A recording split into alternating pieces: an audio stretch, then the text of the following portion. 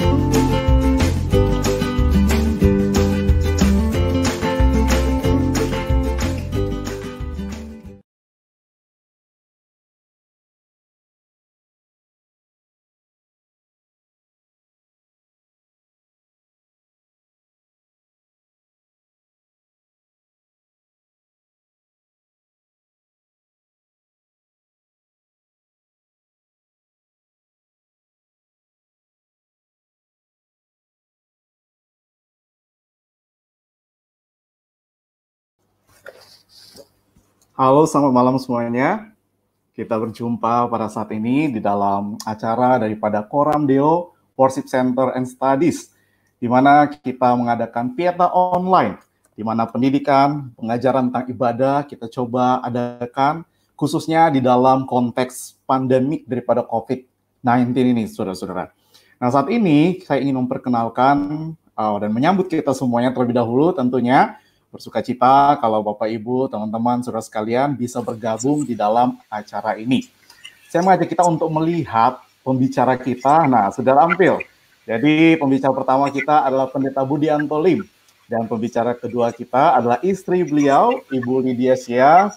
Dan keduanya itu meraih gelar Doctor of Worship Studies ya. Dan mereka memiliki beban untuk melayani di dalam bidang ibadah. Keduanya saat ini mengajar di Sekolah Tinggi Teologi Reform Indonesia, khususnya mengajar di dalam sebagai dosen daripada teologi ibadah dan perjanjian lama maupun sejarah liturgi. Nah, saudara sekalian, kita akan mengikuti beberapa hal di dalam acara Korambio ini. Dalam tema yang pertama yang kita angkat pada hari ini yaitu tentang reviewing ibadah online. Kalau di YouTube kan ada review barang tertentu. Nah, sekarang kita akan mereview nih ibadah online yang sudah terjadi atau sudah diadakan gereja-gereja mungkin paling kurang sekitar 3 bulanan. Dan saya yakin kita pasti punya persepsi setelah mengikuti sekitar 3 bulan ibadah online, pasti ada hal yang kita pikirkan. Ada hal yang mungkin pertanyaan-pertanyaan yang timbul. Nah, kita akan mencoba menggumulkan bersama-sama di dalam perbincangan pada malam hari ini. Sebelumnya, mari kita mau berdoa terlebih dahulu untuk kita memulai akan acara Pieta Online pada hari yang pertama ini. Mari kita berdoa. Bapa dalam surga, kami bersyukur kami boleh bersama-sama di dalam acara Pieta Online ini untuk belajar ya Tuhan, menggumulkan bagaimana kami telah melewati sekitar 3 bulan beribadah secara online, dan pasti ada banyak pertanyaan-pertanyaan di dalam kehidupan kerohanian kami, di dalam kami menanggapi ibadah yang berbeda daripada selama ini kami jalani.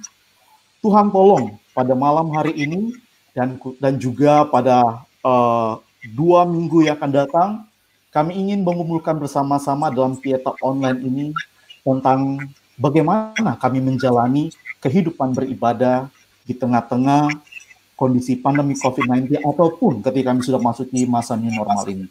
Berikan bijaksana kepada Pendeta Budi dan Ibu Lydia Tia, dan mereka memberikan prinsip-prinsip yang perlu kami pegang di dalam kehidupan beribadah secara online ini. Terima kasih Tuhan, demi nama Kristus Yesus kami berdoa. Amin. Amin. Selamat malam Pak Budi dan Bu Lydia. Malam, Ricky. Ya, sehat-sehat aja kan Pak? Ya, sehat-sehat. Thank you. Ya, malam hari ini kita kan sudah melewati kira-kira 3 bulan nih ibadah online. Dan pastinya saya juga pribadi itu punya pertanyaan-pertanyaan, punya kegelisahan bagaimana menjalani kehidupan beribadah sebagai seorang Kristen di tengah-tengah pandemi Corona ini, ataupun ketika memasuki masa new normal ini. Banyak hal yang bukan cuma saya yakin banyak juga orang-orang Kristen yang menggumulkan akan hal ini. Nah, terkait akan hal ini, ternyata di dalam selama 3 bulan kurang lebih ya seperti itu, ada hal-hal yang terjadi. Dan ada 3 hal yang kita mau coba gumulkan malam hari ini kan Pak Budi. Yang pertama kita mau coba gumulkan tentang ketagihan ibadah online. Nah, ini kan terjadi. Ternyata ada orang-orang yang setelah mengikuti ibadah online, mereka merasa lebih nyaman loh. Dan mereka berpikir, ya udah, online aja terus. Nah, kita akan coba, saya minta Pak Budi coba berikan pandangan nantinya tentang tentang ketagihan ibadah online ini. Dan juga nanti kita akan berbicara mengenai gereja dan digitalisasi. Itu topik yang kedua nanti. Dan juga yang ketiga, kita akan berbicara mengenai membangun kehidupan ibadah yang saling menguatkan di antara komunitas Kristen. Apa saja sih yang gereja bisa lakukan? Karena kan kita belum bisa ketemu secara fisik nih di dalam peribadatan. Nah, oleh sebab itu, nanti saya minta Pak Budi kita coba ngobrol hal ini ya. Dan terlebih dahulu, buat teman-teman, Bapak Ibu sekalian yang sedang menonton acara ini, kalau nanti Bapak Ibu punya pertanyaan, ya ada pertanyaan, Bapak Ibu, aturannya adalah silakan bertanya lewat chatting di kolom komen. Nanti rekan-rekan kami akan menseleksi pertanyaan-pertanyaan tersebut yang sesuai dengan topik-topik dan akan memberikan dan akan coba dijawab oleh kedua pembicara kita.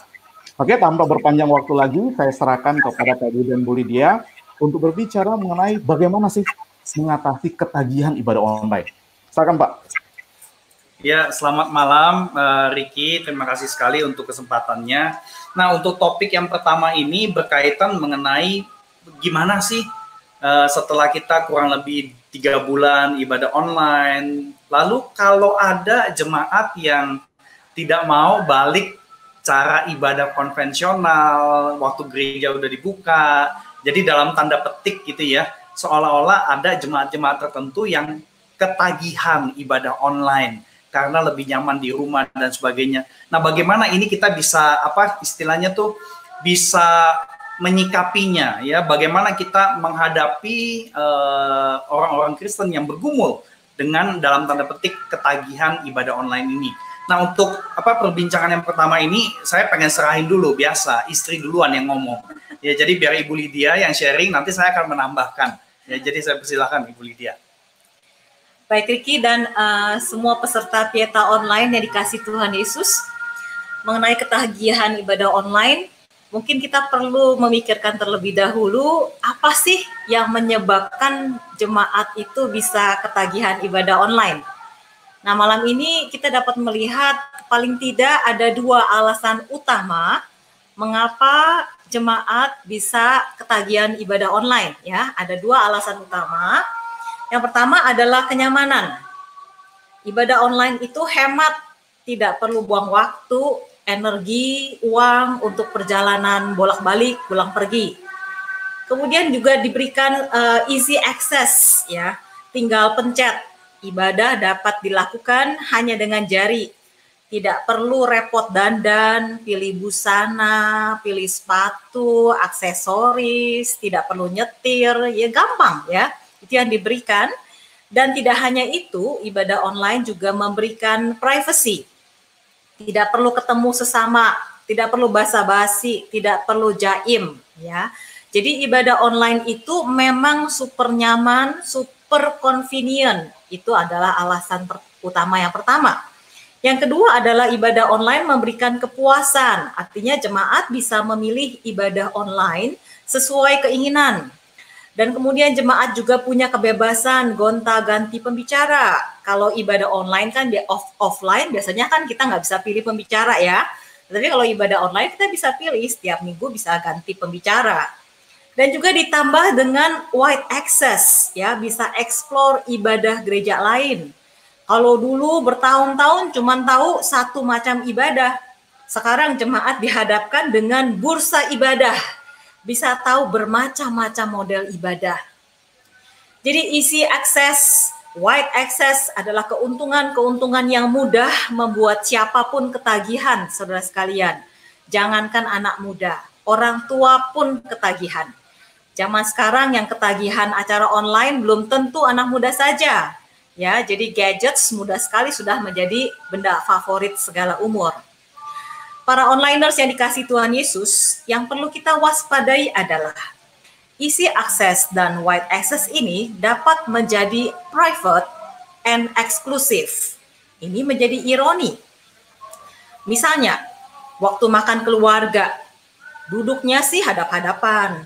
Tetapi anggota keluarga buka handphone masing-masing. Ada yang dengar khotbah, ada yang chatting, ada yang main game. Semua usia berhadap-hadapan, tetapi terpaku dalam kenikmatan yang bersifat private and exclusive. Akhirnya family meal tidak menjadi family gathering. Mereka together but separate. Mereka together but lonely. Demikian pula ibadah online yang seharusnya mempererat togetherness dalam komunitas, tanpa kita sadari bisa menjadi separation dalam komunitas. Faktor-faktor privacy and exclusivity ini berpotensi menggoyahkan togetherness dalam komunitas. Nah, ini yang menjadi jerawat, bahkan duri dalam komunitas. Loh, kok bisa? Bagaimana privacy and exclusivity berpotensi dalam menjadi duri dalam komunitas?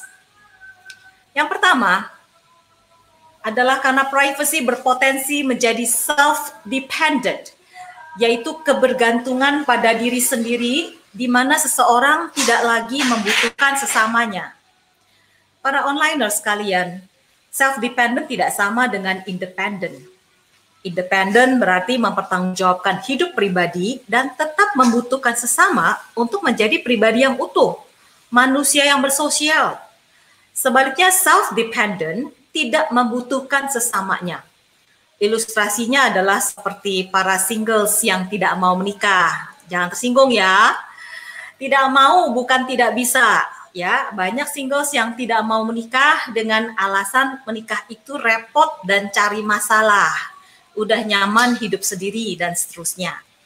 Nah, saudara sekalian, hal yang serupa terjadi ketika jemaat mulai merasa tidak butuh orang lain, tidak butuh komunitas, udah enak ibadah sendiri, udah nyaman, udah puas. Nah, potensi duri komunitas yang kedua, di mana exclusivity berpotensi menjadi self-pride, yaitu kekuatan dan kebanggaan diri yang memisahkan seseorang dari sesamanya. Ia merasa superior, merasa lebih unik, lebih istimewa dari sesamanya. Dan ketika seseorang merasa superior, ia mengasihi dirinya sendiri lebih daripada sesamanya. Ia mengasihi cara ibadahnya sendiri lebih daripada cara ibadah sesamanya. Para onliners yang dikasihi Tuhan Yesus, sehubungan dengan self-dependent dan self-pride, kita ingat Tuhan Yesus pernah mengajarkan, kasihilah sesamamu manusia seperti dirimu sendiri. Jadi kita diingatkan untuk mengasihi cara ibadah sesama kita manusia, komunitas online dan komunitas offline, seperti kita juga mengasihi cara ibadah diri sendiri. Singkatnya, saudara sekalian, self-dependent dan self-pride adalah musuh koinonia. Para onliners yang dikasihi Tuhan Yesus, apa arti koinonia?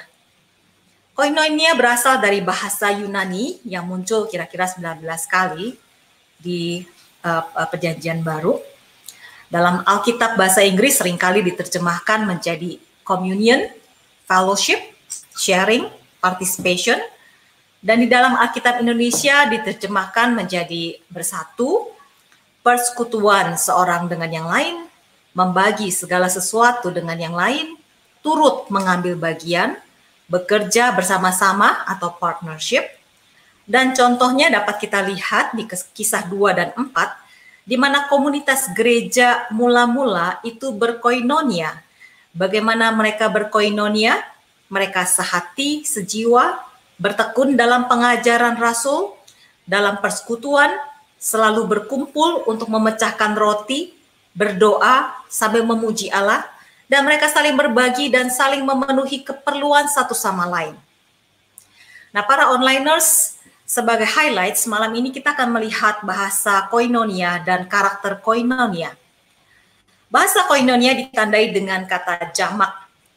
Kita, kami, mereka, dan aku dan kau, aku dan dia, laki-laki dan perempuan. Nah, Allah kita adalah Allah yang menggunakan bahasa koinonia. Kalau kita lihat, Kejadian 1 ayat 26 mencatat, berfirmanlah Allah, baiklah kita menjadikan manusia menurut gambar dan rupa kita. Dan kemudian waktu manusia mendirikan menara Babel, Allah juga berfirman, baiklah kita turun dan mengacau balaukan di sana bahasa mereka. Para onliners sekalian, Allah yang berkoinonia menciptakan manusia yang berkoinonia. Sehingga di Kejadian 1 ayat 27 dicatat, maka Allah menciptakan manusia itu menurut gambarnya. Menurut gambar Allah diciptakannya dia, laki-laki dan perempuan diciptakannya mereka. Allah menciptakan manusia menurut gambarnya. Dan salah satu gambar Allah adalah koinonia. Kita, marilah kita. Di sini kita melihat bahwa kata dia, satu manusia, berubah menjadi laki-laki dan perempuan, menjadi mereka.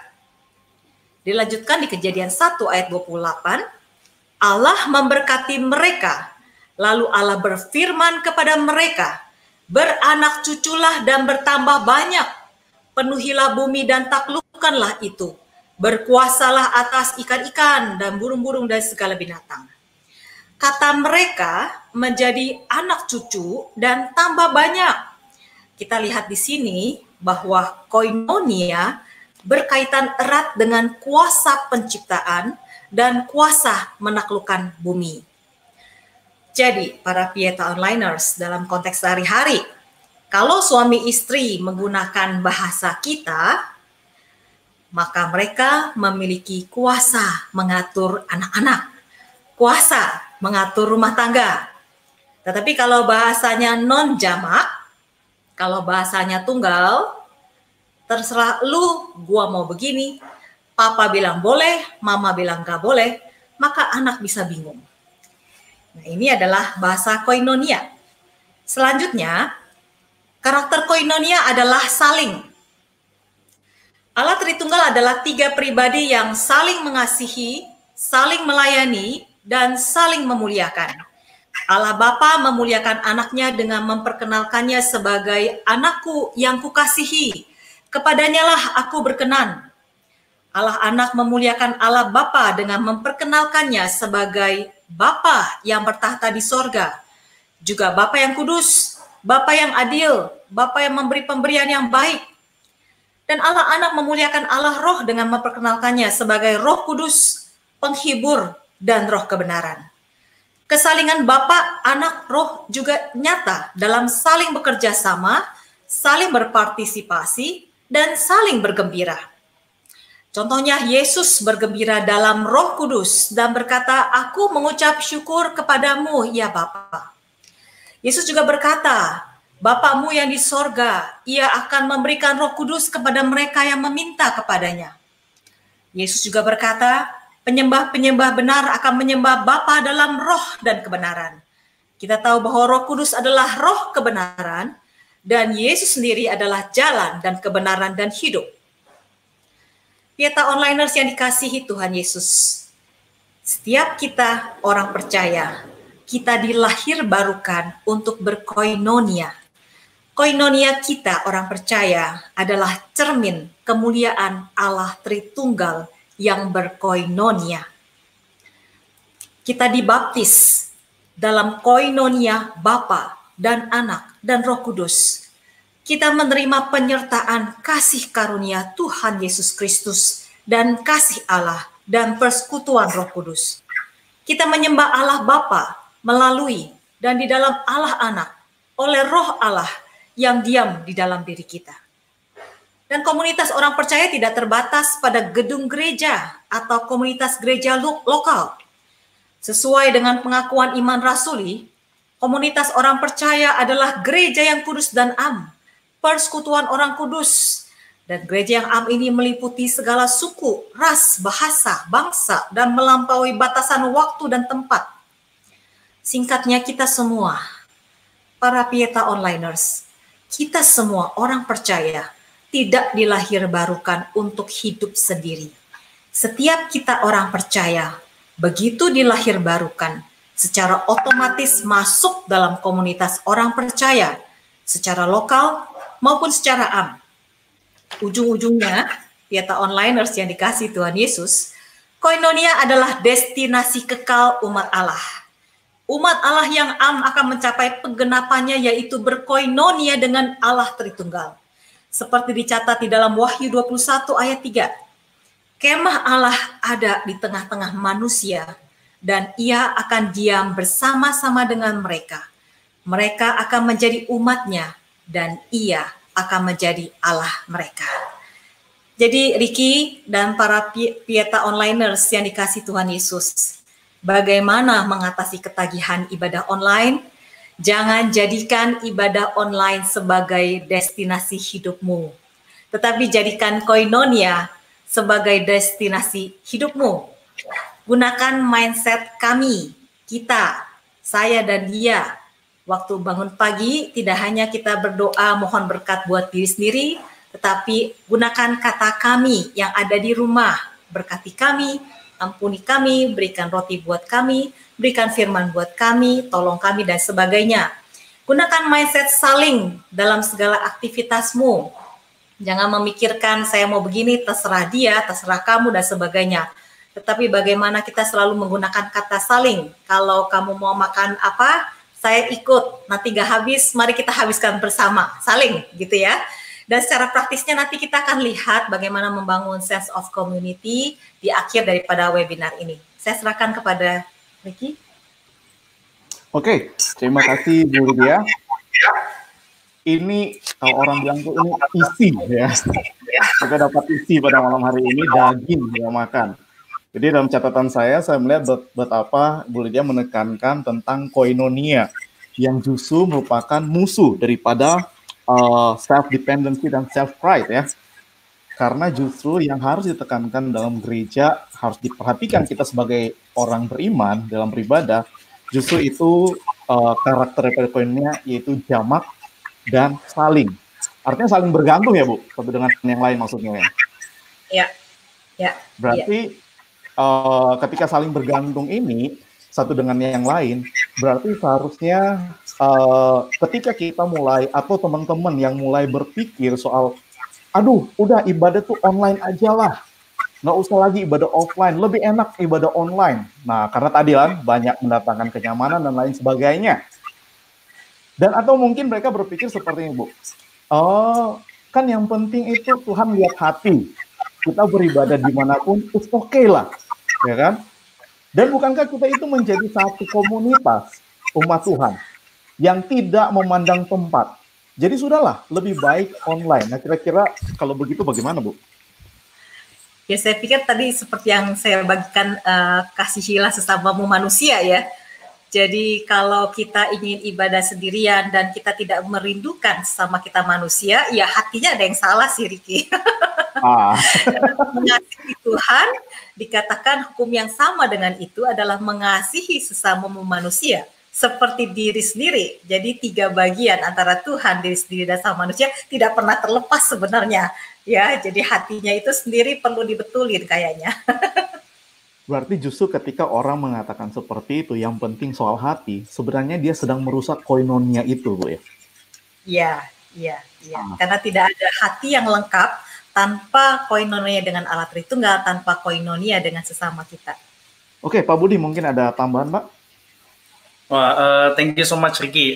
Saya kira apa yang Ibu Lydia sampaikan ini, kan pertanyaan basicnya kan yang kita saksikan kan bagaimana nih bantuin kita-kita yang mungkin sudah tergoda untuk tidak balik ibadah konvensional di gereja karena udah ketagihan keenakan ibadah online gitu ya. Nah, dari apa yang tadi Ibu Lydia sampaikan, sebenarnya itu padat banget kan, makanya kamu sebutkan sebagai ini isi nih, ini daging gitu kan. Kalau saya tambahin lagi, tapi saya kira ini satu hal yang penting sekali. Kita mau melihat bahwa ketika kita memikirkan pertanyaan-pertanyaan praktis yang berkaitan dengan ibadah, sebenarnya banyak sekali keterkaitan dengan aspek-aspek pengajaran iman Kristen yang lain. Nah, itulah kenapa kami di SCT Reform Indonesia ada MTH Ibadah Pelayanan Gereja. Karena memang apa yang tadi Ibu Lydia sampaikan itu sebenarnya dipelajari di berbagai macam konteks pengajaran doktrin, sistematik teologi, dan pembelajaran ibadah itu mencoba mengkaitkan semuanya. Jadi pertanyaan bagaimana mengatasi ketagihan ibadah online, pertanyaan itu simpel, tetapi untuk menjawab itu tidak sesimpel itu. Nah, tapi saya kira komen saya yang terakhir mengenai pertanyaan ini adalah saya cukup percaya kalau kita benar-benar mau jadi murid Kristus yang sungguh-sungguh, kita perlu melihat ke dalam diri kita. Kenapa sih kita tergoda untuk ibadah online dan kagak balik ke gereja konvensional misalkan? Dan saya percaya ketika kita melihat diri ke dalam, kita sebenarnya tahu jawabannya. Ya, kenapa kita tergoda? Dan saya kira apa yang tadi diungkapkan oleh Ibu Lydia mengenai, kalau saya pakai istilah comfort and convenient. Ini natur manusia. Ya, manusia tuh pengen comfort and convenient. Jadi saya kira ini satu hal yang kita perlu perhatikan sih. Thank you, Ricky. Oke. Jadi kalau coba saya simpulkan sedikit gitu Pak ya. Berarti ketika seorang terlihat mulai menikmati ibadah online dan merasa tidak perlu lagi lah kita melakukan ibadah offline, ya, sekalipun bisa, tapi udahlah lebih nyaman seperti ini. Sebenarnya seorang itu harus mempertanyakan koinonia itu apakah menjadi destinasinya atau justru sebenarnya dirinya sendiri, comfort and convenience itu ya Betul seperti itu ya. Oke, kita onliners nih, coba dengerin kan isi kita pada malam hari ini. Jadi tentang ketagihan ibadah online, kalau kita masih ngotot seperti itu, memang saat ini kita kan sedang dikondisikan karena ya pandemik ini. Tetapi seharusnya bukan ini destinasi kita, betul ya? Bukan ini destinasi kita. Destinasi paling utama yaitu koinonia, karena koinonia merupakan gambaran daripada Allah Tritunggal. Begitu kira-kira Bapak sama Ibu? Iya, iya. Ya, oke. Teman-teman sekalian, dari perbincangan kita dalam topik yang pertama ini tentang kalau kita ketagihan ibadah online, nah tentunya ibadah online yang sudah dilakukan kurang lebih 3 bulan lebih ini, itu pasti atau tidak mungkin tidak, pasti bersentuhan dengan yang namanya digitalisasi. Kan? Apa aja sekarang menjadi digital? Dulu waktu ada yang mulai bahkan persembahan secara digital, banyak yang wah nyinyir. Tiba-tiba sekarang gereja digital semuanya, apapun itu menjadi digital. Nah ini menjadi isu yang penting juga nih, ya kan? Menjadi isu yang penting juga untuk kita coba sorti bersama-sama. Bagi Pak Budi dan Bu Lydia, kira-kira apa sih prinsip-prinsip yang gereja atau khususnya para pimpinan gereja perlu pikirkan, perlu gumulkan bersama-sama di dalam menghadapi akan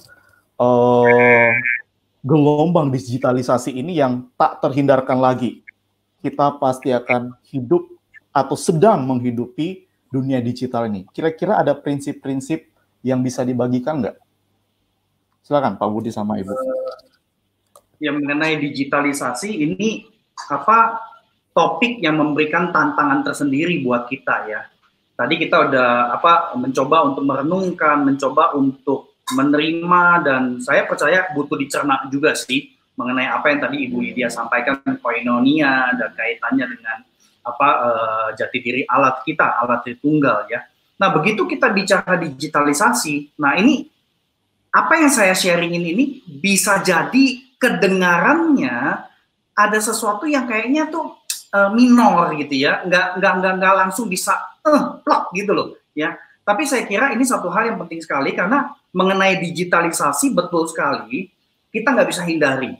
Dan saya kira ketika kita mau mencoba untuk memikirkan mengenai realita digitalisasi ini, kita perlu betul-betul periksa kita ini benar-benar sadar gak sih mengenai digitalisasi ya.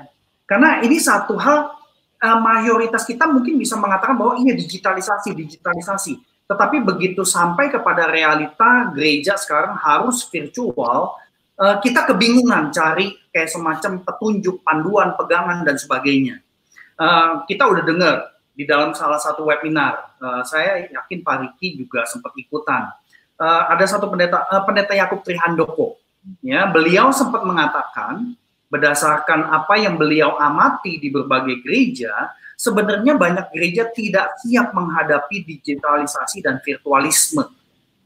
Ya, jadi ketidaksiapan ini bukan cuma urusan teknis logistik, tetapi termasuk pemikiran, pertimbangan teologis. Jadi saya kira ini satu hal yang penting sekali. Nah, saya coba share dulu PowerPoint saya supaya kita bisa lebih jelas ya. Bentar. Nah, mengenai digitalisasi ini saya kira gereja sudah tahu ini realita. Tetapi panggilan kita sebagai gereja bukan hanya sekedar tahu ya, bahwa kita hidup di dalam realita budaya digital. Kita punya tanggung jawab. Gereja itu bertanggung jawab membaca signs of time. Membaca, mengerti, memikirkan mengenai apa sih implikasi budaya digital, dan kemudian kita mencoba menafsirkannya di bawah terang Injil Yesus Kristus.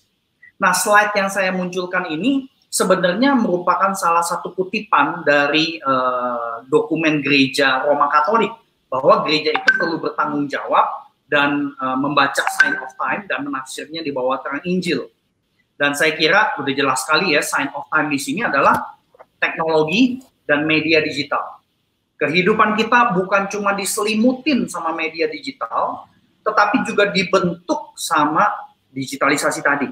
Ya, dan saya kira di dalam realitas sehari-hari banyak sekali media digital dipakai buat menguatkan kehidupan rohani orang Kristen. Contoh yang paling terkenal, YouVersion, ya, Alkitab digital. Ya, rata-rata kita semua pakai Alkitab ini, dan per 24 Juni yang lalu sudah hampir sampai 430 juta download.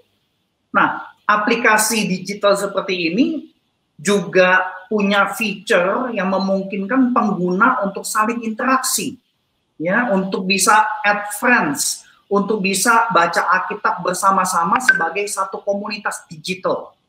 Ya, jadi saya kira aplikasi-aplikasi seperti ini sebenarnya realita yang mendorong umat Kristiani untuk saling interaksi sebenarnya. Ya, nah aplikasi seperti ini banyak sekali, saudari Pak Riki juga bisa cek sendiri. Dan kalau ini yang bahasa Inggris, kalau kita cek App Store yang bahasa Indonesia, ketik Kristen munculnya juga banyak banget. Nah, satu realita lagi yang saya kira juga penting, belakangan ini mungkin bukan belakangan ya, tetapi udah ya kita kan denger ya kalau di dalam dunia bisnis industri 4.0 gitu kan. Nah, ini banyak yang membicarakan mengenai Internet of Things. Ini kayak semacam payung jaringan internet di atas bumi. Jadi arah digitalisasi ini adalah nanti semua peralatan elektronik bisa menjadi smart devices. Ya, bukan cuma smartphone, tetapi juga misalkan smart car, ya banyak sekali udah sekarang driverless car dan macam-macam. Jadi Internet of Things ini ketika kita mencoba memikirkan dan kemudian kita dibawa arus sama digitalisasi, kita nggak bisa cuma jadi konsumen, ya nggak bisa cuma jadi pengguna. Tetapi kita orang Kristen, ya gereja punya tanggung jawab untuk menyikapinya, dan tentu gereja perlu memperlengkapi orang Kristen dengan mindset iman yang cukup. Dan mindset iman itu saya sebutnya sebagai discerning mindset ya, dalam menghadapi teknologi dan media digital. Nah, artinya kita perlu terus mengasah kemampuan untuk bisa bedain sejauh mana sih penggunaan teknologi dan media digital itu bikin kita menyangkali identitas Kristen atau memperkuat identitas kita sebagai murid-murid Kristus.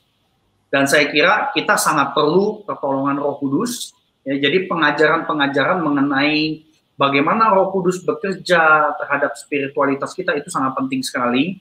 Dan mindset yang discerning mindset ini saya kira perlu diarahkan supaya kita orang Kristen betul-betul punya pemahaman ajaran iman Kristen cukup kuat, pada saat yang sama cukup mengerti pro dan cons dari teknologi dan media digital. Ya, nah kalau di dalam dunia sekolah Alkitab, bahasa yang dipakai itu kita perlu bisa eksegesis Alkitab, tetapi kita juga perlu bisa eksegesis kultur atau budaya. Ya, ini sesuatu yang tidak mudah. Tapi saya kira ini satu hal yang sangat-sangat krusial sekali. Ini realitanya nih, ya. Nah, dari realita ini saya menemukan minimal 2 sikap, ya, sikap gereja atas ibadah virtual. Nah, sikapnya kurang lebih seperti ini, dan sikap ini dilandasi lewat cara pandang, ya. Nah, yang pertama, cara pandang konvensional. Ibadah Kristen harus terjadi utuh, yaitu rohani maupun ragawi di satu lokasi. Nah, prinsip basic yang kita yakini adalah identitas gereja itu diaktualisasi ketika umat bersatu ibadah pakai liturgi di satu lokasi secara ragawi. Akhirnya, ibadah virtual dipandang agak negatif karena tidak ada kehadiran fisik secara kolektif, sehingga gereja dipandang tidak teraktualisasi karena kesatuan umat di satu lokasi tidak terjadi. Ya, jadi ada cara pandang seperti itu, dan ini muncul kuat sekali ketika kita mendengar cukup banyak gereja yang bergumul untuk melakukan perjamuan kudus dan sakramen. Ya, jadi saya kira ini satu hal yang nyata ya. Cuma mengenai sakramen nanti kita akan bicarakan di tanggal 10 Juli. Ya, jadi saya kira saya nggak akan menyinggungnya di sini. Nah, pandangan ini pandangan basic. Ya, Nah, karena ada pandangan basic, pandangan konvensional ini, kemudian ibadah virtual itu dipandang agak negatif, seolah-olah tidak terjadi pertemuan ragawi, tidak gereja identitasnya tidak teraktualisasi. Menurut saya ini tidak 100% benar, ya. Waktu kita ibadah virtual, semua gereja pasti mendorong supaya jemaat itu ngumpul sebagai keluarga. Berarti kehadiran secara utuh, rohani, ragawi, tidak hilang sama sekali. Ya, jadi kehadiran rohani ragawi itu tetap terjadi. Cuma memang bedanya adalah physical co-presence, yaitu kehadiran kolektif bersama jemaat yang lain itu tidak terjadi. Tetapi sebagai satu keluarga, itu tetap terjadi, rohani, ragawi. Di samping itu juga ada para pelayan ibadah yang hadir secara utuh, rohani, ragawi. Nah, memang kalau kita pakai bahasa kaula muda ya, feel-nya beda. Ya pasti beda ya, saudara generasi ya. Tetapi saya kira kita nggak bisa langsung mengatakan bahwa ibadah virtual itu tidak mengaktualisasi identitas gereja. Kita juga nggak bisa bilang bahwa ibadah virtual itu tidak terjadi persekutuan ragawi dan rohani, persekutuan yang utuh. Ya, jadi saya kira ini satu hal yang kita perlu perhatikan. Nah, kemudian mengenai kesatuan jemaat, ini salah satu argumentasi yang kita dengar ketika kita ngomong mengenai perjamuan kudus. Kesatuan jemaat nggak terjadi. Nah, kita mesti jujur tanya begini kalau menurut saya. Waktu dulu kita ibadah di satu lokasi, memangnya kesatuan umat terjadi? Bukankah semuanya juga misah-misah kebaktian? Jadi saudara generasi dan Pak Riki, saya kira ini yang kita perlu pertimbangkan ya. Ibadah dengan teknologi dan media digital tidak bisa dijadikan kambing hitam atas isu kesatuan. Nah, satu contoh lagi nih ya, mengenai sikap yang dilandasi dengan cara pandang. Ini yang saya tulisnya secara sederhana dan general banget ya. Ibadah secara virtual dianggap pasti tidak ada partisipasi. Karena jemaat itu jadi nonton. Ya, nah ini prinsipnya, kebaktian bukan tontonan, harus ada partisipasi jemaat. Waktu ibadah virtual dilakukan, partisipasi itu seolah-olah jadi tidak ada. Nah, saya kira ini satu hal yang patut kita pertimbangkan ulang ya, argumen seperti ini. Pertanyaannya adalah begini, apa betul ibadah dengan media digital memberangus partisipasi? Kalau kita ambil contoh tadi, salah satu aplikasi Alkitab YouVersion, inovasi aplikasi digital, salah satu tujuannya adalah supaya terjadi interkoneksi. Kalau mau terjadi interkoneksi, berarti partisipasi itu sesuatu yang intrinsik di dalam media digital. Jadi saya kira ini satu hal yang patut kita pertimbangkan. Ya. Dan menurut saya tentu tergantung apa sih arti dari partisipasi. Apa yang kita maksud dengan partisipasi? Jadi menurut saya ibadah virtual itu tidak menghilangkan partisipasi sama sekali. Tapi memang partisipasinya beda dengan ibadah konvensional. Nah, kalau orang Kristen makin konsumtif waktu ibadah virtual, jadi nonton, saya kira ini kembali ke natur manusia. Ya, makanya pemikiran mengenai ibadah dengan antropologi ini juga nggak bisa dipisah begitu saja nih. Ya, balik kepada natur manusia dan penghayatan kita atas ibadah sebagai satu umat Allah. Contoh sederhananya, praktisnya begini.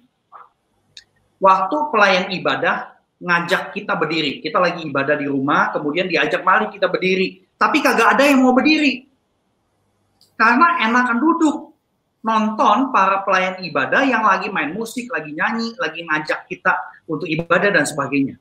Nah, kalau kita diajak partisipasi berdiri atau bahkan berlutut, kemudian jemaat itu tidak mau, berarti orang Kristen tersebut tidak terlalu peduliin kesatuan umat yang dimunculkan lewat tindakan ibadah sama-sama, meskipun lokasinya beda.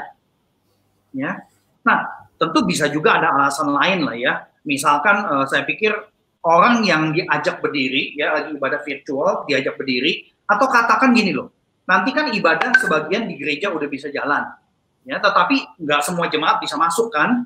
Ada yang 50% kapasitas gereja, ada yang cuma bikin 25%. Berarti sebagian besar jemaat masih kebaktian di rumah nih. Kemudian diajaklah berdiri. Yang di gereja berdiri, yang di rumah pada kagak mau berdiri. Kemungkinan besar orang itu belum menghayati prinsip coram Deo. Bahwa seluruh tindakan hidup kita ada di bawah pandangan Allah. Kalau pelayan ibadah yang Tuhan tempatkan ajak kita berdiri atau berlutut, lalu kita nggak mau, maka si pelayan ibadah ya pasti dia kagak tahu lah kita berdiri apa duduk atau ngapain gitu ya. Tapi kan Tuhan tahu. Tuhan menyaksikan respons kita. Nah kalau orang Kristen itu nggak peduli juga, ya berarti jangan-jangan dia tidak menghormati Tuhan. Jadi saudara Terasi dan juga Ricky, saya kira ibadah melalui media digital bukan berarti tidak ada partisipasi. Kita ngumpul di satu ruangan di rumah, baca Alkitab, doa, nyanyi, semua itu partisipasi. Tentu lagi-lagi pakai bahasa teman-teman pemuda-pemudi kaula muda kita ya, feel-nya beda, ya pasti beda ya. Tapi ibadah virtual bukan berarti tidak ada partisipasi. Nah, saya kira saya mau mengajak kita untuk sekali lagi mikir secara jujur nih ya. Apa betul waktu kita kebaktian konvensional dulu, partisipasi pasti terjadi secara penuh?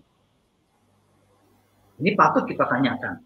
Dan pertanyaan ini kan mengarahkan kita balik ke pertanyaan di depan tadi ya. Apa sih arti partisipasi yang penuh dan aktif dalam ibadah? Nah, saya nggak bisa singgung pembicaraan ini karena akan terlalu panjang. Tapi saya mau mengakui begini mengenai ibadah virtual ya. Saya mengakui bahwa godaan menonton sangat besar.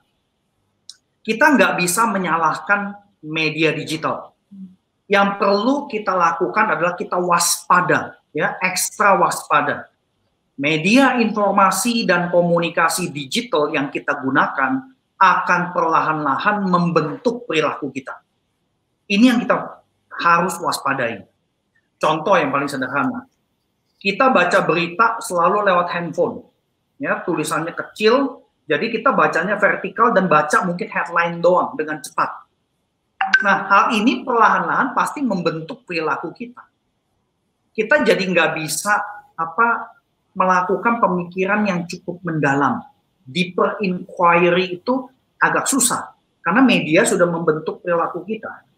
Contoh lain, kita komunikasi pakai WA dengan teks, kemudian berkembang kan ada emoji, udah gitu berkembang lagi emojinya bisa personal, muka sendiri lagi ngapain kayak dan sebagainya. Berarti orang merindukan interaksi yang lebih. Nah, penggunaan media komunikasi ini akan membentuk perilaku kita. Misalkan, bisa saja kita jadi malas ngomong, ya karena kita udah texting terus, pakai emoji ini, itu, dan sebagainya. Nah, padahal ada konteks-konteks tertentu, kalau kita telepon, biasanya bisa lebih efisien. Tetapi kita nggak mau telepon, karena kita sudah terbentuk texting dengan emoji dan sebagainya. Jadi saya mau mengakui bahwa ibadah virtual itu memang ada dampaknya, ada kayak semacam hal yang perlu kita waspadai. Nah, pertanyaannya adalah, ini bagian terakhir dari sharing saya. Satu pertanyaannya aja panjang banget ya, ngejawabinnya ya. Karena ini isu yang nggak mudah juga nih. Nah, ini saya bagi prinsip umum aja. Ibadah virtual itu biasanya kan kita ikutin lewat 4 gadget ya. Handphone, tablet, laptop, televisi. Ya, mungkin juga ada keluarga yang pakai proyektor kali ya, saya nggak tahu juga ya. Nah, kalau di STTRI kan ada yang pakai proyektor, cuma karena proyektor kita sedikit, nggak bisa semua pakai proyektor. Tapi 4 media itu yang paling banyak digunakan. Nah, media digital beserta teknologi digital akan terus berkembang. Dan kita sudah ada media seperti ini di zaman sekarang, ya. Udah ada virtual reality, ada goggle-nya, ada kacamatanya, augmented reality, dan akan berkembang lagi menjadi holographic telepresence. Jadi saya kira media-media seperti ini akan terus berkembang karena dengan kondisi 2020 terjadi seperti ini dan banyak sekali kita harus pakai media digital untuk komunikasi dan sebagainya, akselerasi kemajuan pasti akan luar biasa sekali karena orang akan riset dan sebagainya. Nah, menurut saya kita perlu memandang alat-alat itu sebagai fasilitas atau media, ya, atau alat. Nah, jadi ini satu prinsip yang penting sekali nih. Pandang digitalisasi, khususnya media teknologinya sebagai fasilitas atau media, gitu ya. Nah, yang kedua, kita perlu sadar bahwa ibadah Kristen tidak pernah terjadi tanpa mediasi. Tentu mediasi teologis adalah inkarnasi Allah dalam diri Tuhan Yesus Kristus, ya, utuh, rohani, ragawi. Tuhan Yesus Kristus adalah mediator utama. Nah, melalui inkarnasi Allah menjadi sama dengan manusia yang utuh, rohani, ragawi. Jadi ketika kita ibadah, sebenarnya kita diajak menyembah Allah Bapa melalui mediasi Tuhan Yesus Kristus di dalam Roh Kudus. Nah, dinamika inkarnasi juga punya elemen misteri. Khususnya setelah Tuhan Yesus bangkit ya dari kematian, dari kubur. Contoh yang paling menarik adalah Lukas 24. Kita tahu ceritanya, dua murid di Emmaus ketemu Tuhan Yesus. Nah, waktu Tuhan Yesus jalan di samping kedua murid, ini secara fisik nih ya, kedua murid nggak kenalin Yesus. Nah, Yesus ada di situ secara fisik, secara rohani, semuanya di situ dirinya, tapi seperti absen, ya. Nah, begitu perjamuan, mereka kenal Yesus, tapi Tuhan Yesus tiba-tiba hilang secara fisik. Jadi Tuhan Yesus itu absen secara fisik, tetapi tidak absen. Ya, ini the presence of the absence. Ya. Jadi absennya pribadi Yesus dari depan mata mereka tidak sama dengan absen total. Nah, ini kan sebuah aspek misteri di dalam kebenaran inkarnasi. Ya, justru yang sebaliknya terjadi. Ketiadaan Yesus secara fisik tidak membuat kehadirannya secara spiritual pudar begitu saja. Nah, Tuhan Yesus absen secara ragawi, tetapi ada media yang menunjuk pada kehadirannya. Nah, dinamika inkarnasi yang misterius ini tetap terjadi melalui media gereja sebagai tubuh Kristus, kumpulan Kristen, ya, Kristus-Kristus kecil. Nah, media lain di dalam sejarah gereja juga muncul, misalkan berupa simbol-simbol gambar, dan kemudian simbol gestur tangan. Ya, jadi ini contoh-contoh yang saya nggak bisa berikan terlalu banyak. Intisarinya adalah ibadah Kristiani itu selalu terjadi dengan mediasi. Nah, ketika kita ada di abad 21, teknologi, media digital, kita perlu lihat sebagai fasilitas, sebagai media, sebagai alat. Ibaratnya menjadi penyambung antara kita dengan realita yang terpisah dengan jarak. Nah, dengan kata lain, media digital itu perlu dipandang sebagai ikon yang menunjuk kepada realita di balik dirinya sendiri. Ya, beda sama idol ya. Kalau kita memperlakukan media digital sebagai segala-galanya, karena media digital itu menunjuk dirinya sendiri, maka media itu jadi berhala dalam kehidupan kita umat Kristiani. Ya, jadi saya kira ini satu hal yang basic sekali. Jadi icon itu bisa berfungsi ibarat jendela kepada Tuhan. Jadi dengan memperlakukan media digital sebagai icon, kita sadar bahwa icon ini, media digital ini bukan segalanya, tetapi nolongin kita untuk memaknai realita kehadiran Allah yang sudah dijanjikannya gitu ya. Nah, beda halnya dengan idol. media digital itu misalkan handphone atau laptop kita, itu bisa jadi Tuhan, bisa diberhalakan. Nah, itu yang kita nggak mau. Nah, kemudian yang ketiga, saya kira kalau kita memperlakukan media digital sebagai icon, berarti media itu bisa diganti seturut konteks. Nah, saya kira konteks pastoral ini yang perlu menjadi kayak semacam konteks yang penting untuk dipertimbangkan juga. Tetapi kalau media digital itu sudah jadi berhala, maka begitu diganti, wah orang akan komplain dan sebagainya. Karena konsentrasinya kepada media digital itu sendiri. Nah, dari tiga perbandingan seperti ini, saya mau mengajak kita melihat kira-kira praktisnya do and don't-nya kurang lebih kayak apa sih, gitu ya. Jadi yang pertama, saya kira ada gereja yang nggak punya resources untuk beli media, ya beli kamera yang bagus, beli laptop yang bagus dan sebagainya. Jangan memaksakan diri, ya apalagi kalau jemaatnya memang kesulitan. Jadi pakai media yang ada. Nah kemudian nggak perlu ikut-ikutan pihak lain, orang, keluarga, gereja lain yang punya alat lebih canggih. Kalau kita pengen ikut-ikutan sampai misalkan gereja ada jemaat yang rela dah utang kartu kredit, beli kamera yang jauh lebih bagus gitu ya. Nah itu udah agak bahaya tuh, ya. Itu yang pertama. Nah do sama don't yang kedua, saya kira kita perlu sebisa mungkin mencari variasi media sehingga kita tidak terkunci ke dalam satu media digital. Nah tentu don'ts-nya itu ya nggak perlu minder kalau harus pakai media analog atau manual. Nah kemudian yang ketiga, saya kira ini penting tetapi ini nggak gampang, yaitu kita perlu melatih atensi rohani dalam menghayati realita ilahi di balik media yang kita pakai. Don'ts-nya adalah ya jangan sekedar ngalir aja ngikutin orang autopilot.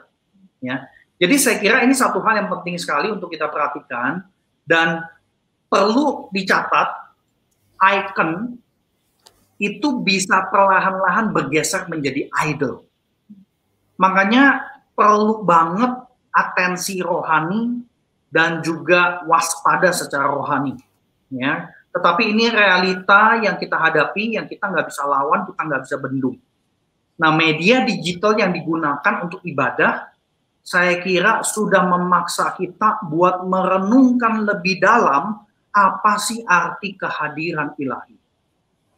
Ketika seorang sampai ketagihan ibadah online, saya khawatir dia lagi perlahan-lahan terbawa arus menjadikan atau memberhalakan media sebagai idol tadi. Oleh karena itu makanya persekutuan Kristiani itu penting sekali buat kita supaya atensi rohani, alertness rohani itu bisa dipelihara. Saya kira gitu, Ricky, panjang sekali ya ngomongan ini ya. Iya, karena memang nggak mungkin kita bahas mendetil Pak ya, karena cukup dalam yang harus dipikirkan. Tapi setidaknya saya mencatat beberapa hal penting bahwa ternyata hal yang perlu kita perhatikan bahwa ibadah itu kan adalah partisipasi. Nah, sehingga ketika misalkan gereja mengadakan ibadah online, ketika liturgosnya menjadi berdiri duduk, biasa bayangan kita kan langsung merasa, aduh ngapain sih seperti ini, dan biasanya langsung ingin cepat-cepat dikhotbah gitu seperti itu. Tapi ternyata partisipasi itu apa bisa dikatakan seperti ini Pak? Apakah partisipasi itu menjadi tolak ukur di dalam kita beribadah sungguh-sungguh dalam penggunaan digital? Bisa nggak seperti itu? Maksud kamu partisipasi sungguh-sungguh dalam penggunaan digital itu gimana ya? Iya, artinya kan ibadah kita harus berpartisipasi. Ya. Kan? Kita nggak bisa diam. Nah, misalkan kalau apakah dengan kita berpartisipasi itu penggunaan tubuh kita, entah ketika kita beribadah disuruh duduk, berdiri, bernyanyi, ya kan, bernyanyi, jadi tidak kemana-mana, tidak ke dapur, tidak memasak, tidak olahraga dan lain sebagainya, tapi benar-benar beribadah dan mengikuti segala instruksi partisipasi jemaat. Ketika kita berpartisipasi begitu, apakah partisipasi itu menjadi tolak ukur bahwa kita sebenarnya telah menggunakan atau telah beribadah secara online dengan baik, telah menggunakan digital itu dengan baik? Karena tadi Bapak sempat mengatakan bahwa digital itu membentuk perilaku kita juga sebenarnya. Nah, berarti apakah gereja perlu memikirkan penting dalam partisipasi ini, Pak? Well, saya kira gereja perlu bantu jemaat bagaimana berpartisipasi tanpa kemudian mengunci cara partisipasi. Itu satu. Kedua, tentu kita perlu diajarin kenapa kita diajak partisipasi cara yang begini, gaya yang begini. Apakah ini bisa menyatukan kita yang beribadah di rumah masing-masing sebagai keluarga? Saya kira ungkapan penjelasan-penjelasan seperti itu perlu ada sih. Jadi bottom line-nya itu bukan berarti partisipasi itu cuma satu cara dan kemudian kita mendogmatiskan cara itu. Oke. Saya kira itu sih. Iya, terima kasih Pak Budi. Mungkin apakah ada pertanyaan dari teman-teman sekalian yang sedang melihat acara ini? Jika dari panitia, ini ada satu pertanyaan Pak dari Pendeta Valerius Waruwu. Selamat malam Pak Valerius. Pertanyaannya, bagaimana pendapat Pak Budi dengan pemberkatan nikah secara online? Menarik nih Pak. Apakah bisa? Mengingat sebagian gereja juga sudah melakukan perjamuan kudus online. Nah, silakan Pak Budi sama Bu Lydia. Well, menurut saya itu dimungkinkan. Ya, pemberkatan nikah secara online dimungkinkan karena satu, saya percaya pemberkatan nikah itu tetap tidak mungkin satu orang saja, gitu loh. Dan saya kira kan kita kalau mau pakai aturan PSBB itu kan 5 orang, gitu kan. Dan saya kira kita perlu temukan cara-cara logistik lah. Tetapi saya kira bukan itu yang terpenting. Saya kira pemberkatan nikah secara online itu masih dimungkinkan terjadi. Gitu. Ya cuma memang saya nggak tahu nih pikiran saudara-saudari kita bayangan online itu seperti apa. Apakah seperti ini? Karena bisa beberapa macam bentuk nih ya. Misalnya saya mimpin kebaktian, kemudian saya berkatnya itu lewat komputer, dan kemudian orang yang menikah itu ya di tempat lain gitu loh. Nah, kalau saya tidak akan memilih cara seperti itu. Saya akan memilih tamu-tamunya itu ya jangan ngumpul seperti biasanya, gitu loh. Jadi kita batasin banget misalkan keluarga saja. Tetapi kehadiran hamba Tuhan, ya secara fisik itu adalah bagian daripada pastoral kita kepada calon pasangan yang mau menikah, gitu loh. Bahkan 5 orang saja, pendetanya yang menikah sama saksi, ya 5 masih memungkinkan menurut saya. Jadi kalau menurut saya sih masih memungkinkan sih. Itu karena tidak menghilangkan koinonia Pak ya, maksudnya? Yes. Karena gitu, paling tidak di dalam pemahaman saya mengenai pemberkatan nikah, ini satu topik yang cukup menarik juga ya, karena gereja di dalam sejarah melihat pernikahan itu sebagai private affair, bukan urusan gereja dalam tanda petik. Ya. Cuma di dalam konteks kita di Indonesia itu kan agama mesti duluan gitu ya. Betul ya Ricky ya? Soalnya saya di Singapura ya, private affair, mau menikah aja gitu loh. Ya, jadi saya kira ya, tapi kan pernikahan Kristiani kita tetap mesti jaga prinsip dan sebagainya. Jadi saya kira koinonia daripada pernikahan itu nggak hilang sama sekali. Cuma memang beda. Oke, terima kasih Pak Budi. Untuk topik yang kedua ini kita telah bergerak kepada isu digitalisasi. Nah, kita akan masuki pada isu yang ketiga nantinya. Tapi sebelumnya, mari kita mencoba melihat dulu video ini untuk kita coba mengenal lebih dalam lagi tentang prodi MTH Ibadah yang ada di Sekolah Teologia Reform Indonesia.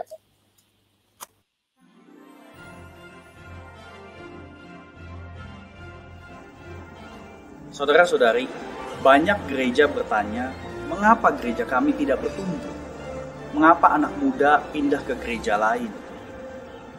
Bagaimana mendesain kebaktian dengan menarik? Apakah menyanyi himn masih relevan sampai sekarang? Bolehkah di dalam kebaktian kita menggunakan semua alat musik? Banyak jawaban diberikan secara praktis dan pragmatis.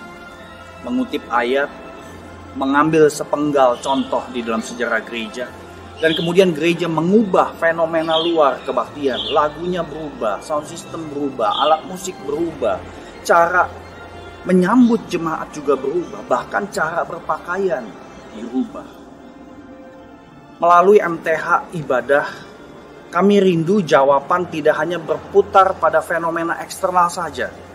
Dengan landasan teologi ibadah yang alkitabiah, sejarah gereja yang objektif, kami mendorong terjadinya integrasi antara pelayanan ibadah, misi, penggembalaan, dan pemuritan. Kami juga mendorong terjadinya perubahan cara membaca Alkitab dengan kreatif, nyanyian jemaat dengan dinamis, dan ibadah multisensori. Semua ini sangat penting sekali karena Allah Bapa di surga mencari penyembah-penyembah yang sejati.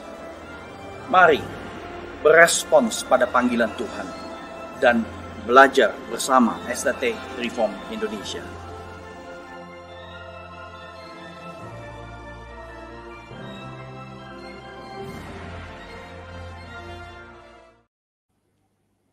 Ya, jikalau Bapak Ibu, teman-teman sekalian sedang menggumulkan untuk menjadi hamba Tuhan di dalam bidang ibadah, bisa memikirkan menggumulkan STTRI itu sebagai tempat pembentukan Bapak Ibu sekalian.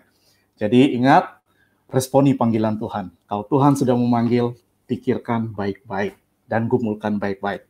Oke, Pak Budi dan Bu Lydia, kita tadi telah berbicara mengenai ketagihan ibadah online yang terjadi, dan itu tidak bisa dipungkiri daripada arus digitalisasi. Dan gereja harus memikirkan secara matang-matang, secara baik penggunaan digitalisasi itu. Nah sekarang, apakah dengan digitalisasi ini yang telah terjadi sekarang dalam ibadah online ini, itu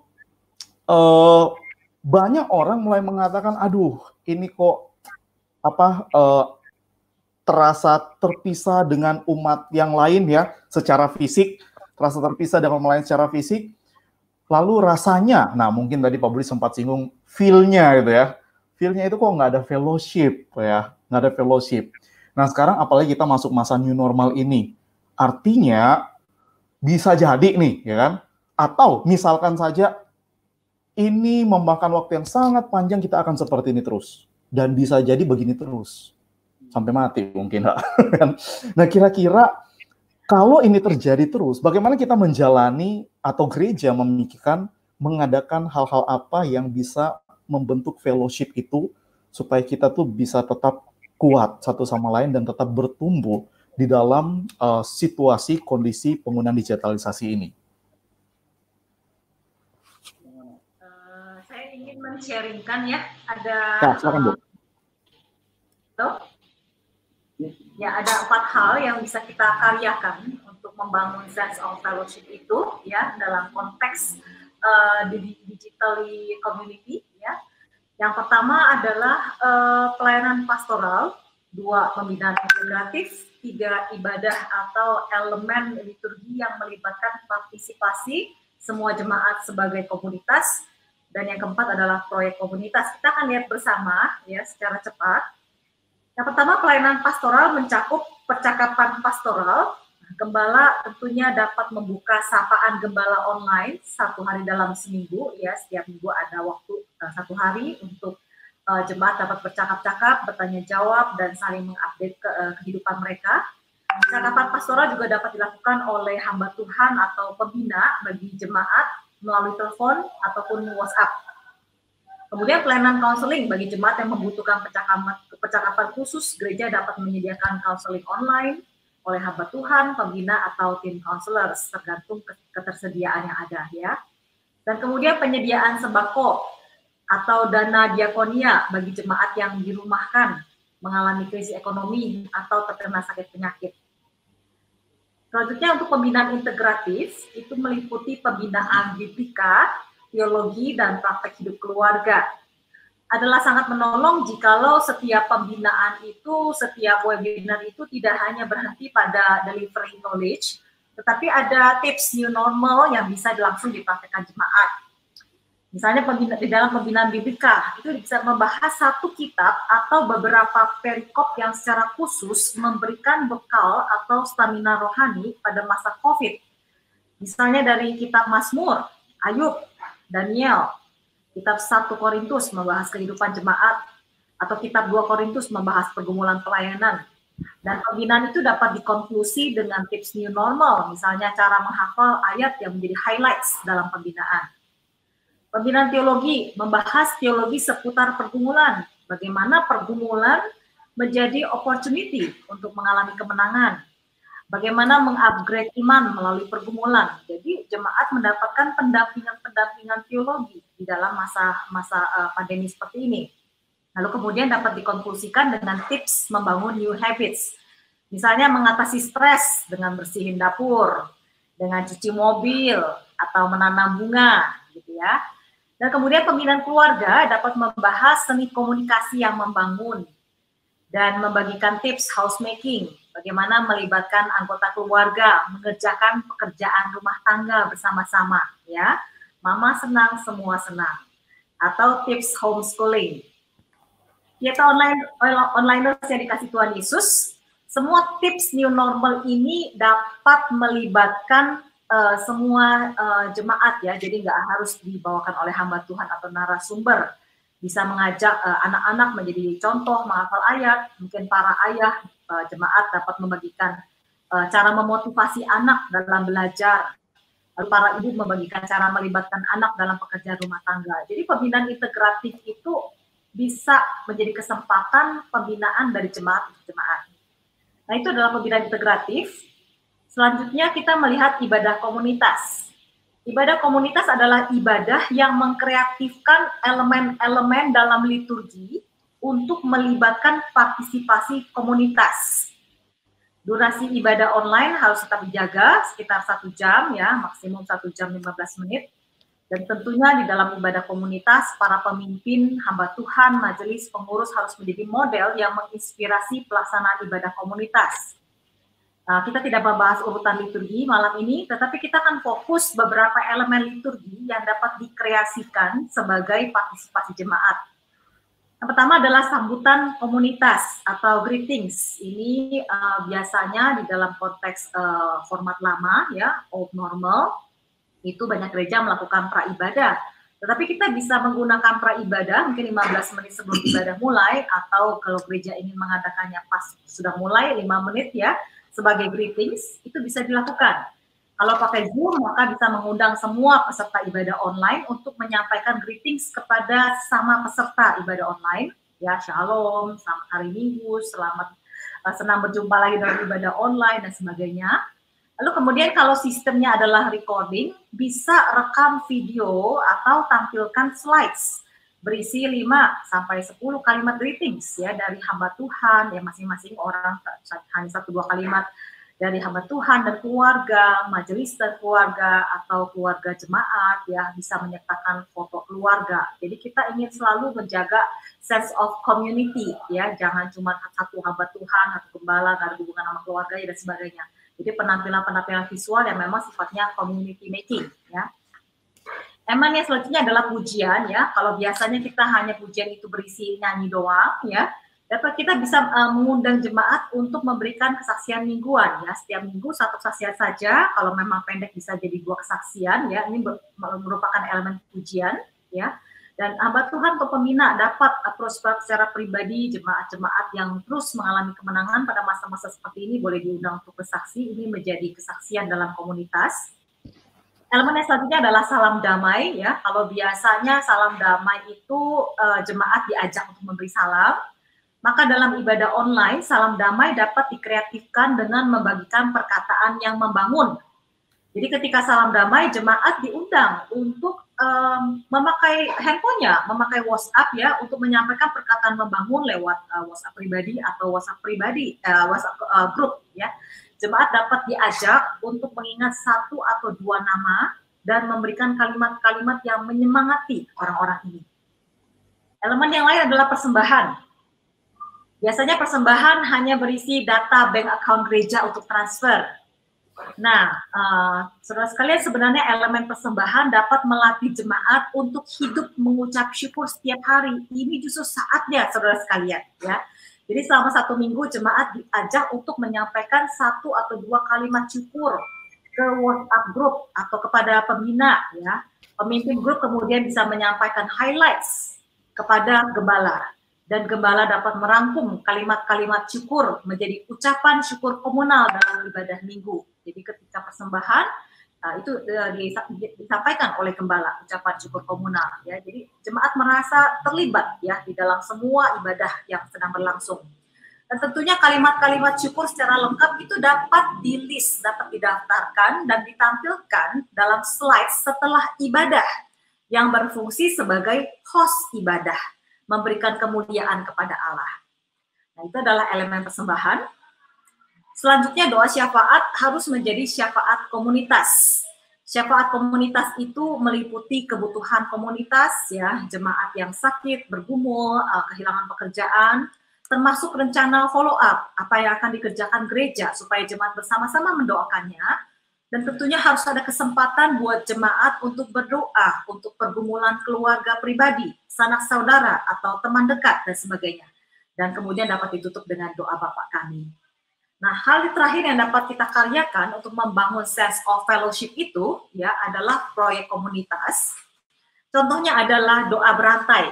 Nah, gereja dapat membuat susunan doa berantai setiap hari, lalu jemaat diundang untuk berpartisipasi dalam doa berantai menurut pembagian hari. Jadi jemaat dapat memilih 1 hari dalam seminggu ikut berdoa, ataupun mau setiap hari juga boleh, ya. Jadi jemaat dapat diajak terus untuk berpartisipasi.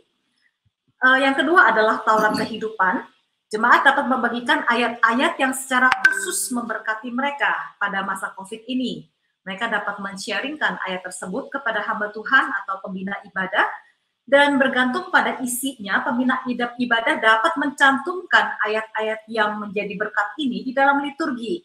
Bisa saja berbentuk panggilan ibadah, bisa berbentuk petunjuk hidup baru, bisa berbentuk panggilan pengucapan syukur, atau janji penyertaan Tuhan yang dicantumkan pada penutupan ibadah.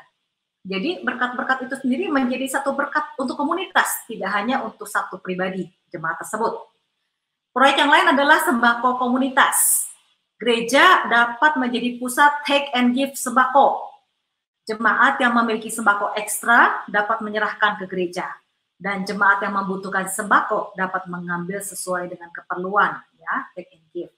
Dan tentunya proyek komunitas yang terakhir adalah new opportunities. Gereja menjadi pusat mengajar dan belajar new skills.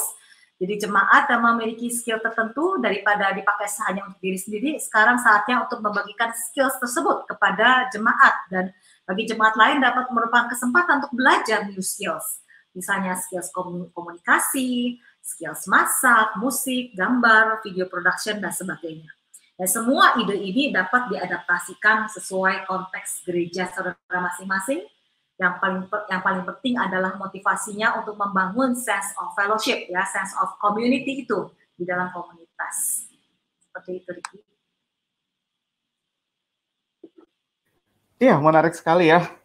Ternyata aspek keluarga tuh menjadi sangat penting karena keluarga yang mengajarkan, kepala keluarga mungkin perlu belajar untuk mengajar pada anak-anak dan lain sebagainya.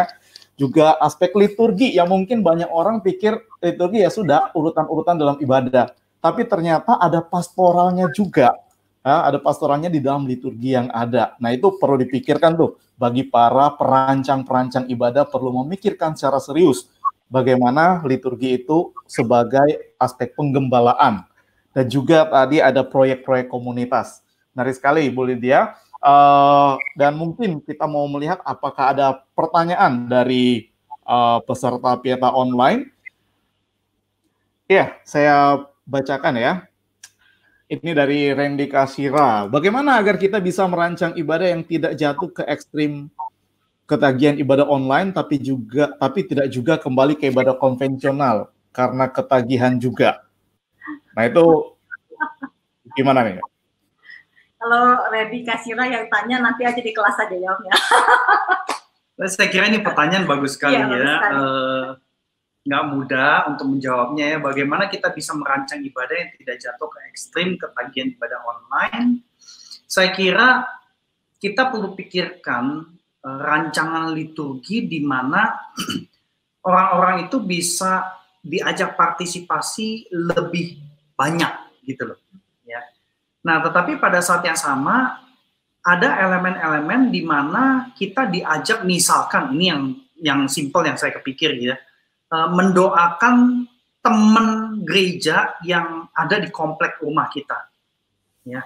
Jadi ada partisipasinya terjadi, tetapi ada elemen di mana jemaat itu diajak merindukan teman gereja yang lain.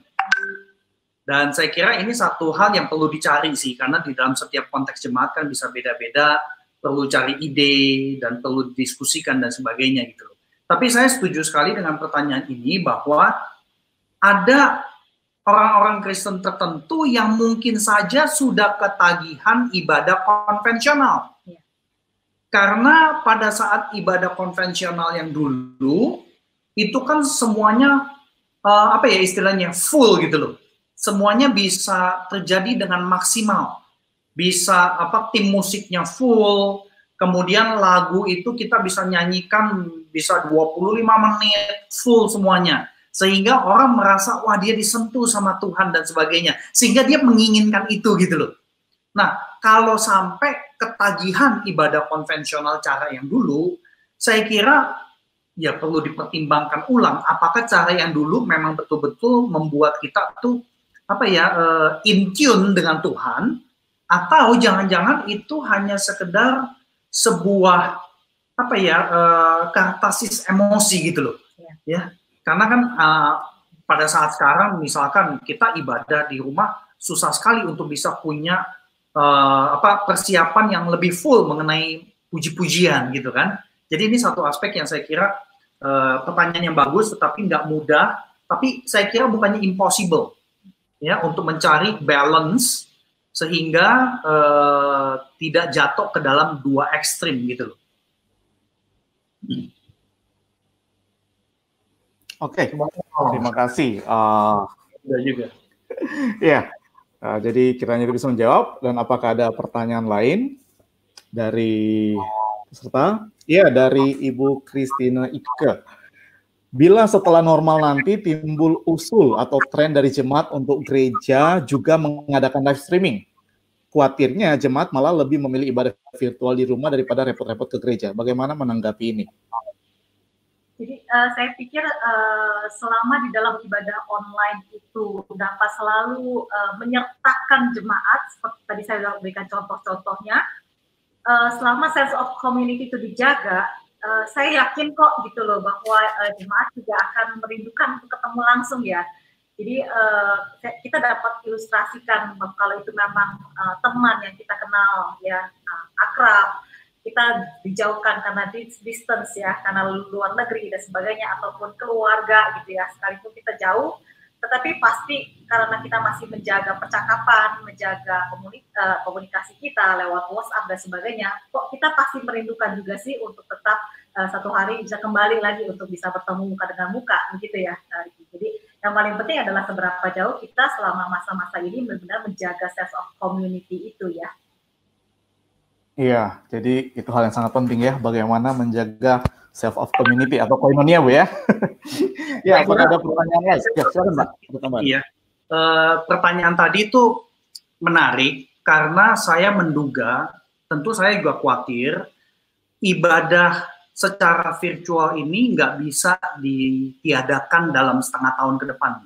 Ya, jadi saya kira kemungkinan besar ibadah virtual akan terus berlanjut dan saya sih mendukung dalam artian kalau gereja begitu nanti udah bisa lebih normal ya, katakan jemaat sudah boleh lebih dari 50% datang ke gereja, menurut saya ibadah virtualnya jangan ditutup. Tetapi ibadah virtual itu jalan bersamaan dengan ibadah yang konvensional. Nah, kalau itu jalan bersamaan berarti kan memang perlu ada sinkronisasi ya. Dan saya sudah mendengar cukup banyak, ternyata memang ibadah virtual itu menolong sebagian jemaat yang selama ini kesulitan untuk datang ke gereja. Entah karena mendampingi keluarganya yang sakit, atau ibu-ibu yang baru hamil, nggak bisa datang kebaktian dan sebagainya. Saya kira ada kelompok-kelompok jemaat yang terjangkau dengan adanya ibadah yang virtual juga. Jadi buat saya, tentu saya tidak akan mengecam, ya. Misalkan ya, kalau pertanyaan tadi kan kalau ada yang ngusulin nih, ibadah virtualnya lanjutin aja. Kalau menurut saya usulan itu baik.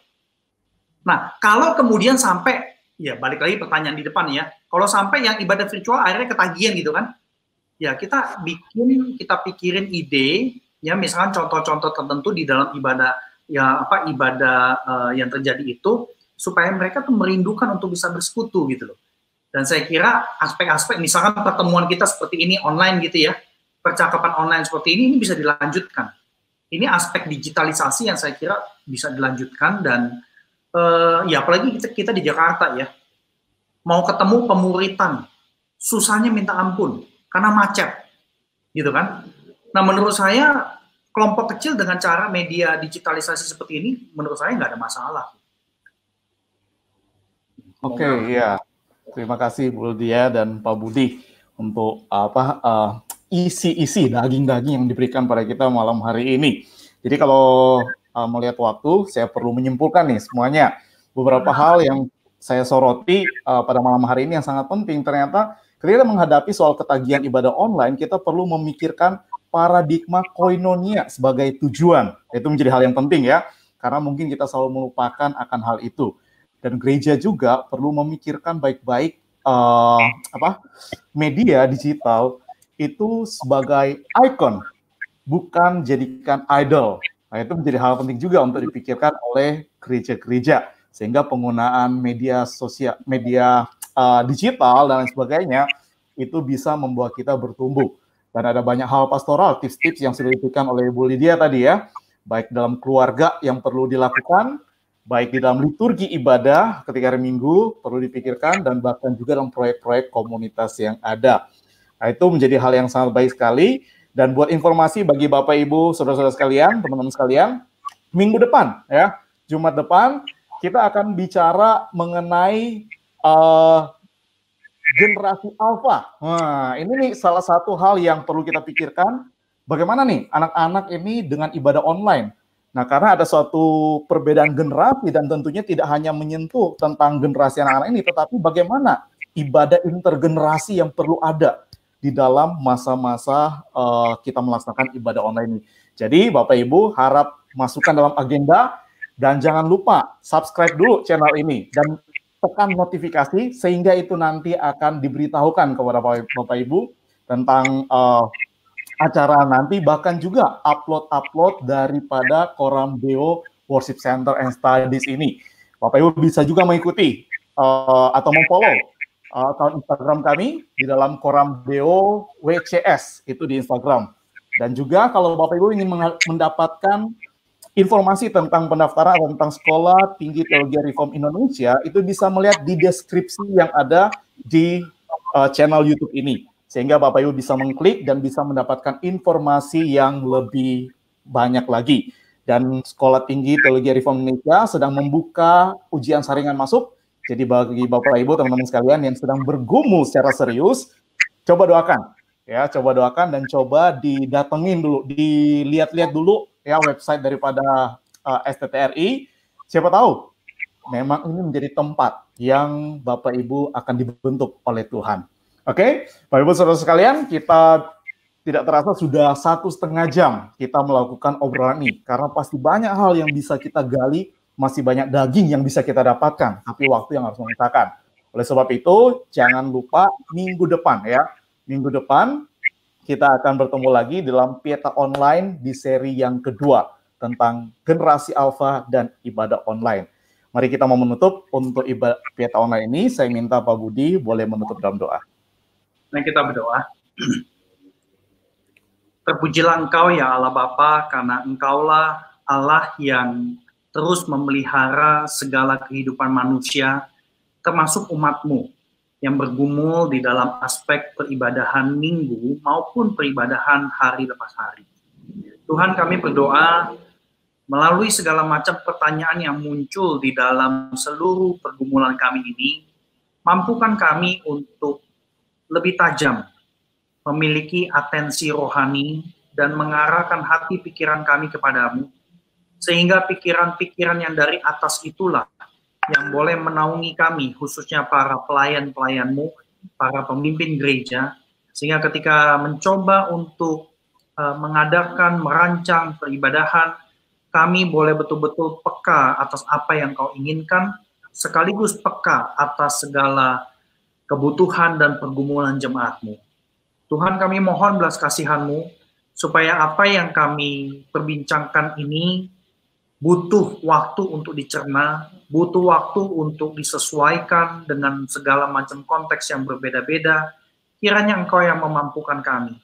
Kiranya Roh Kudus-Mu yang memberikan penerangan, pencerahan, sehingga segala upaya kami menjadi upaya yang terus bergantung total hanya kepada diri-Mu ya Tuhan Yesus Kristus, yang sudah mati buat kami, yang sudah mengasihi kami sedemikian rupa. Ya Tuhan, terima kasih untuk saudara kami Riki beserta dengan rekan-rekan kami yang membantu di belakang layar, dan juga saudari kami yang menyaksikan lewat YouTube. Kiranya Engkau yang boleh memberkati, dan kiranya damai sejahtera yang daripada surgawi yang boleh Engkau curahkan kepada setiap daripada kami. Di dalam nama Tuhan Yesus Kristus kami berdoa dan kami bersyukur. Amin. Amin. Terima kasih. Kita jumpa minggu depan. Kami pamit. Amin. Selamat malam.